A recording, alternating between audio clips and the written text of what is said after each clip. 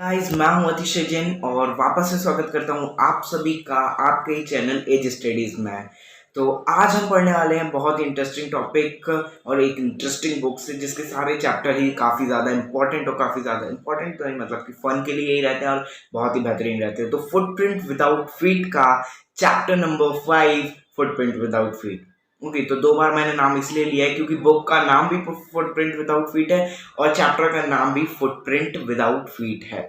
तो हाँ, ये थोड़ा सा स्ट्रेंज है बट ओके, ठीक है। तो शानदार चैप्टर है, मतलब कि बहुत ही शानदार चैप्टर, सबसे अच्छा चैप्टर का है तो फुटप्रिंट विदाउट फीट यही वाला चैप्टर है।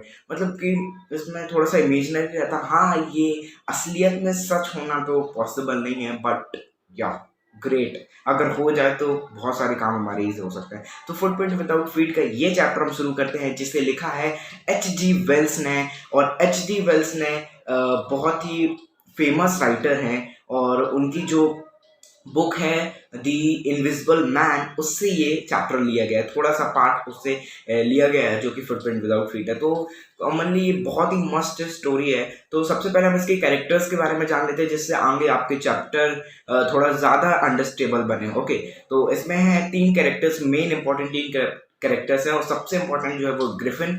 ग्रिफिन क्या है? ग्रिफिन एक साइंटिस्ट है, एक इंटेलिजेंट साइंटिस्ट है, बहुत ही शानदार साइंटिस्ट है। मतलब कि उसकी इन्वेंटरी तो आप, वो उसने एक ह्यूमन बॉडी को इनविजिबल बना दिया, तो मतलब आप समझ सकते हैं कि वो कितना इंटेलिजेंट साइंटिस्ट कहलाया। ओके, बट वो एक लॉलेस पर्सन है, वो बिल्कुल भी लॉज को नहीं मानता है, उसे कुछ मतलब नहीं है लॉ से, और वो किसी को भी हर्ट करता रहता है, बेमतलब किसी को भी परेशान करता रहता है। तो ऐसा पर्सन है, ठीक है। तो ग्रिफिन के बारे में हमने जान लिया। अब जो दूसरा पर्सन आता है वो है मिसेस हॉल। मिसेस हॉल जो है वो होटल की मालिक रहती, इन की मालिक रहती है। इस चैप्टर में इन उसे कहा जाता है। तो एक इन मतलब कि एक कमरे रहते हैं जहाँ पास आप उन कमरों को बुक कर ले तो आपको फिर खाना रहना सब कुछ उसी के साथ मिलता है, तो वो उस इन की मालिक हैं।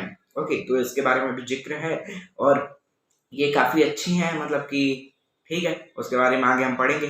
उसके बाद आते हैं हमारे कांस्टेबल साहब जो कि है मिस्टर जेफर्स। ओके, तो मिस्टर जेफर्स जो है ना वो कांस्टेबल है, इंस्पेक्टर है जो कि इसको पकड़ते हैं और वो एक ब्रेव हैं और अगर उनको एक बार आपने ऑर्डर दे दिया तो वो पूरा ही करेंगे, ऐसे पर्सन कुछ हैं मिस्टर जेफर्स। तो ये 3 कैरेक्टर्स हैं, 3 कैरेक्टर्स के साथ शुरू करते हैं हम इस स्टोरी को। ओके, अब इस स्टोरी में 2 लड़के थे। वो 2 लड़के फुटप्रिंट्स को फॉलो कर रहे थे, मतलब कि वो देख रहे थे कि ये फुटप्रिंट्स बनते जा रहे। फुटप्रिंट्स मतलब कि जैसे अपन अपना पैर अगर मड में कीचड़ में चला जाए तो अपने पैर में भी कीचड़ चल जाता है, फिर जब अपन चलेंगे तो वो जो कीचड़ है वो जमीन में से ऐसे प्रिंट होते जाता है, बिल्कुल छपता जाता है। तो वैसा फुटप्रिंट्स वहां पास नजर आ रहा था। ओके, और वो फुटप्रिंट्स बनते जा रहे थे, जैसे कोई चल रहा है जैसे फुटप्रिंट्स बनते जा रहे हैं ना वैसे फुटप्रिंट्स बनते जा रहे थे। बट उसका कोई आदमी नहीं था, जिसके फुटप्रिंट्स बन रहे थे वो आदमी ही नहीं देख रहा था। मतलब कि काफी स्ट्रेंज बात है, अगर भाई अपन देखें कि यार फुटप्रिंट्स बनते जा रहे हैं पर उसका आदमी ही नहीं दिख रहा है, किसके फुटप्रिंट्स है वो दिख ही नहीं रहा है। भाई मैं तो भाग दूं जल्दी से, भाई कौन आ गया है ना। तो ऐसी कोई सिचुएशन वहां पास बन रही थी, पर वो बॉयज, भाई ब्रेव बॉयज चले जा रहे थे, उस फुटप्रिंट्स को फॉलो कर रहे थे। मैं तो कभी नहीं कर सकता। तो वो फॉलो करे जा रहे, फुटप्रिंट्स को फॉलो करे जा रहे कि वो फुटप्रिंट्स जा कहाँ रहे हैं, और वो फुटप्रिंट्स को फॉलो करते करते करते थोड़ी देर में फुटप्रिंट्स जो है ना, आप देखो कीचड़ है, अभी पहले वो ज्यादा था, उसके बाद छपते छपते वो कम होते जा रहे, तो फुटप्रिंट्स भी जो थे फेडेड होते जा रहे थे। अब वो उनकी जो वो धीरे धीरे कम होते जा रहे थे। ओके, और डल होते जा रहे थे। उसके बाद एकदम से फुटप्रिंट गायब ही हो गए। तो बॉयज भी फ्रस्ट्रेट हो गए, भाई ये क्या चल रहा है ना, तो उसको इग्नोर करके चले गए। ठीक है, तो अब आप भी सोच रहे होंगे कि ये क्या था, किसके फुटप्रिंट्स थे। तो अब मैं आपको क्लियर करूँ, यहाँ से स्टोरी अच्छे से चालू होती है। तो ये स्टोरी थी ग्रिफिन की। तो ग्रिफिन के फुटप्रिंट्स वो थे, वो एक साइंटिस्ट को फॉलो कर रहे थे। अब वो देख क्यों नहीं रहा था, तो भाई ग्रिफिन जो था वो बहुत सारे एक्सपेरिमेंट कर रहा था, एक्सपेरिमेंट में एक्सपेरिमेंट कर रहा था, एक्सपेरिमेंट में एक्सपेरिमेंट कर रहा था। किसके लिए? एक ह्यूमन बॉडी को इनविजिबल बनाने के लिए, as a sheet, as a glass. Okay, तो एक ग्लास की सीट जैसे एक ह्यूमन बॉडी को इनविजिबल बनाना वो चाहता था, और वो अपने इस एक्सपेरिमेंट में सक्सेसफुल रहा। उसने एक ग्लास की सीट जैसे ह्यूमन बॉडी को इनविजिबल बना दिया और सॉलिड। ओके, मतलब कि इनविजिबल बना दिया और सॉलिड, तो हमारी ह्यूमन बॉडी तो सॉलिड रहती है ना, तो इनविजिबल बना दिया। अब मैं नहीं दिख रहा हूँ, ठीक है, मैं नहीं दिख रहा हूँ, ऐसा बना दिया। ओके, सिर्फ मेरे कपड़े दिख रहे हैं बट मैं नहीं दिख रहा हूँ, इस तरीके की ह्यूमन बॉडी बना। वाह, बहुत अच्छा, ठीक है। तो ऐसा साइंटिस्ट का था, तो वो साइंटिस्ट वहां पर चल रहा था जिसकी बॉडी वहां पास नहीं दिख रही थी। ओके, अब वापस से थोड़ा सा ग्रिफिन साइंटिस्ट के बारे में बताया जाता है कि वो एक लॉलेस पर्सन था, लॉ को बिल्कुल भी नहीं मानता था, और पर ब्रिलियंट ब्रिलियंट साइंटिस्ट था, मतलब कि जिसका कोई जवाब नहीं, बॉडी को इनविजिबल बना दिया। ओके, ग्रेट, ठीक है। अब देखो लॉलेस पर्सन था, मतलब कुछ भी उठपटांग करेगा, तो उसके जो मकान मालिक थी वो इसको डिसलाइक करती थी, बिल्कुल नहीं चाहती, तो चाहती थी कि ये भैया खाली कर दे मकान। ऐसा होता है ना, मेरे यहाँ भी ऐसे किराएदार मतलब होते हैं, जैसे कि अपन जिसको चाहते हैं कि भाई ये मकान खाली कर दे तो अच्छा रहे, बट ओके, अनलाइक कुछ लोग नहीं करते हैं, ठीक। तो ये भैया, इसको बहुत तेज गुस्सा आता है, इसको गुस्सा आया और उसने मकान मालिक का घर ही जला दिया। ठीक है, ऐसा मत करना भाई, है ना, मकान मालिक को पता चला ना इतने जूते मारेगा ना, ठीक है, तो ऐसा मत करना। ओके, तो उसने मकान मालिक का घर ही जला दिया, मतलब आप समझ सकते हो ना ग्रिफिन क्या बढ़िया आदमी था, ठीक है।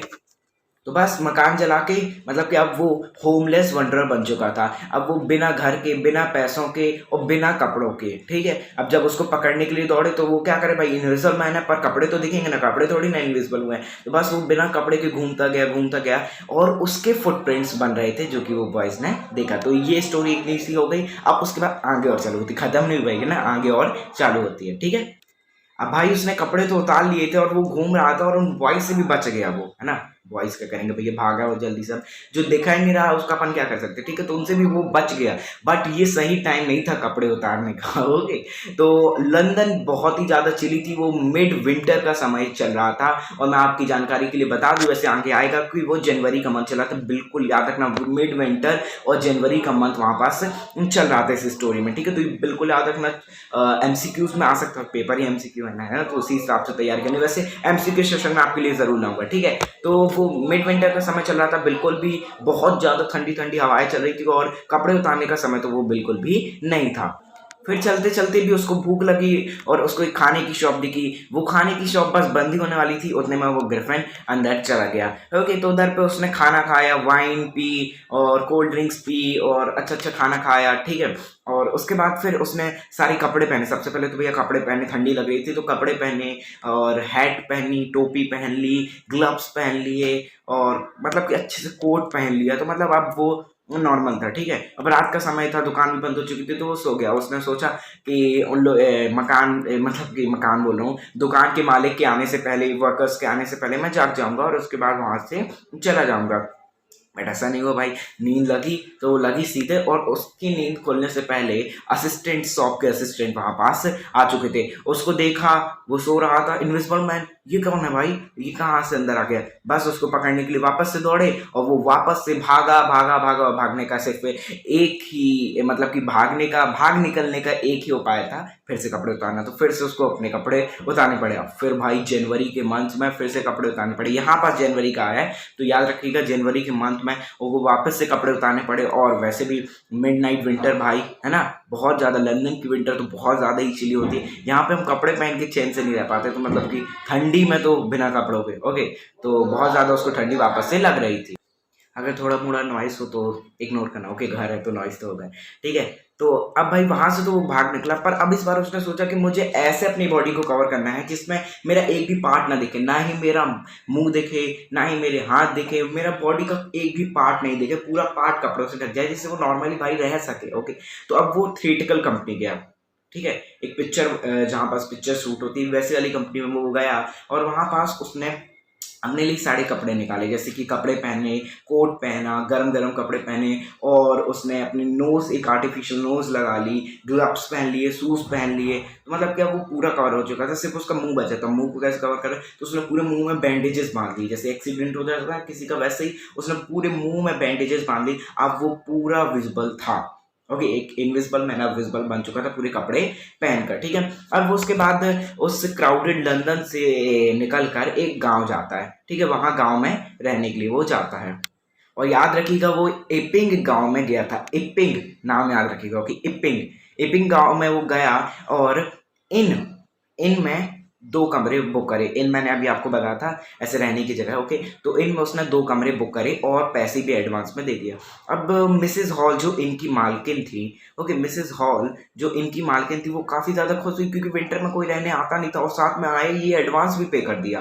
ओके, तो काफ़ी ज़्यादा खुश थी और इसने पहले से बता दिया था ग्रिफिन भाई ने कि भैया मुझे डिस्टर्ब मत करना, मैं लंदन से यहाँ पास अपना छुट्टियाँ एंजॉय करने आया हूँ और अपना काम करने आया हूँ, मैं एक साइंटिस्ट हूँ और मेरे ये एक्सीडेंट के द्वारा मुंह ऐसा हो गया जिससे तुम पूछो ना भैया ये बैंडेजेस क्यों बांधे हो, ठीक है। तो उसने सब कुछ पहले से क्लियर कर दिया और मुझे डिस्टर्ब मत करना। ओके, तो उसका बिहेवियर काफ़ी रूड लगा, बट उसके बाद करना क्या भाई, वैसे विंटर में कोई नहीं आता, वो साथ में इसने एडवांस भी पे कर दिया, तो मुझे क्या करना भाई, रखो तुम, कुछ नहीं करेंगे परेशान, ठीक है।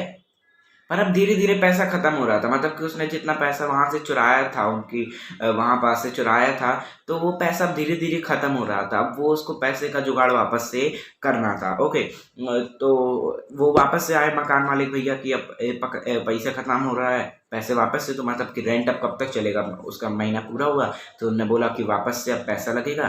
तो उसने बोला कि अभी तो मेरे पास कोई कैश नहीं है, मेरा चेक 1-2 दिन में आ रहा है, बस जैसे ही चेक आता है मैं आपको दे दूँगा, ठीक है?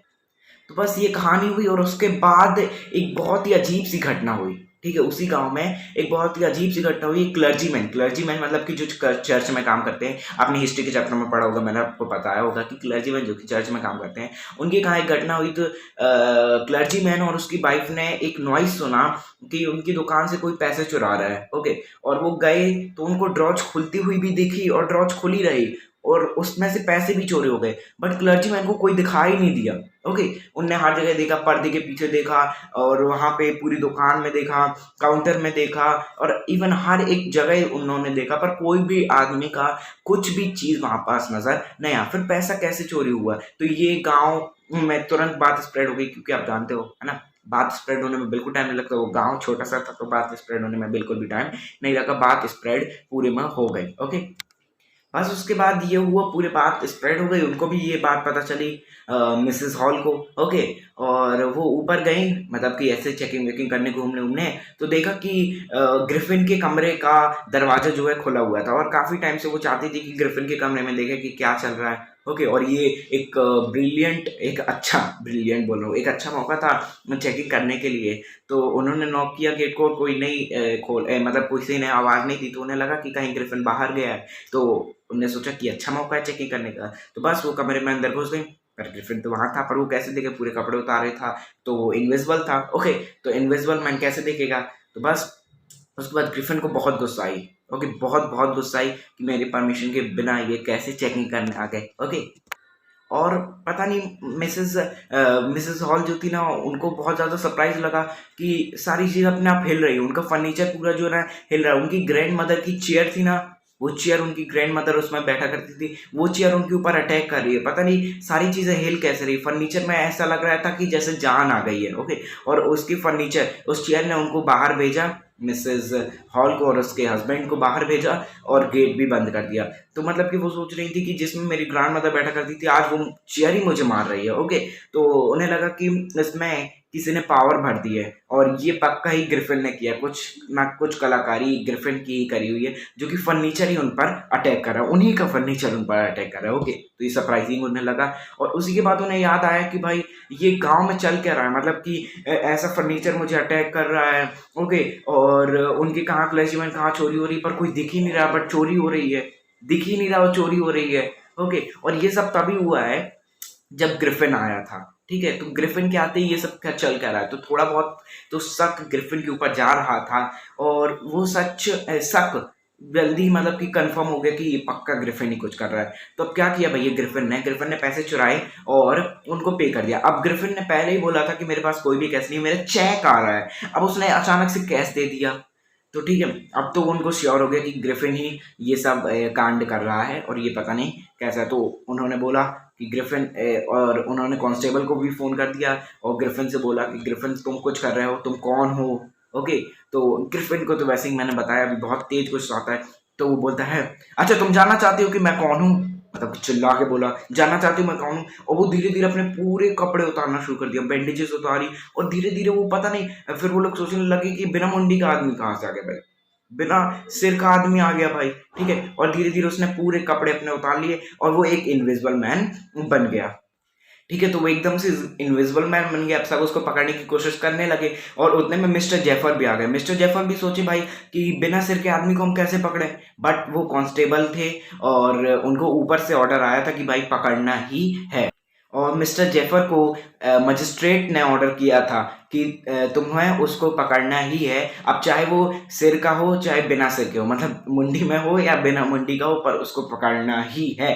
ओके, तो मिस्टर जेफर उसको पकड़ने की कोशिश करने लगे, पर भाई इनविजिबल मैन को पकड़े कैसे, जो दिख ही नहीं रहा उसको कैसे पकड़ने, है ना, बहुत स्ट्रेंज है भाई। तो ठीक है, तो लोग उसको पकड़ने की कोशिश करने लगे, तो पता नहीं किसी को कहीं से झापड़ घल रहा है, किसी को मुक्का घल रहा है, किसी को लात घल रही, मतलब कि पता नहीं कहाँ से किसी को ऐसे एकदम से झापड़ लग गया। ओके, तो मतलब समझ में नहीं आ रहा है किसी को, सब अचानक से, और फाइनली उसको वो लोग नहीं पकड़ पाया। भाई इनविजिबल मैन को पकड़ना बहुत ही ज्यादा मुश्किल है, आपको दिख ही नहीं रहा तो कैसे पकड़े, ऊपर से मार अलग पड़ रही है, पता नहीं कहाँ से मार पड़ रही है। ओके, तो ये थी स्टोरी, बहुत ही शानदार है ना, बहुत ही मजा आया होगा, मतलब कहीं से भी इनविजिबल मैन आ रहा है, किसी को मार रहा है, पता ही नहीं चल रहा है ना, तो सोच के देखो कितना मजा आया होगा, है ना।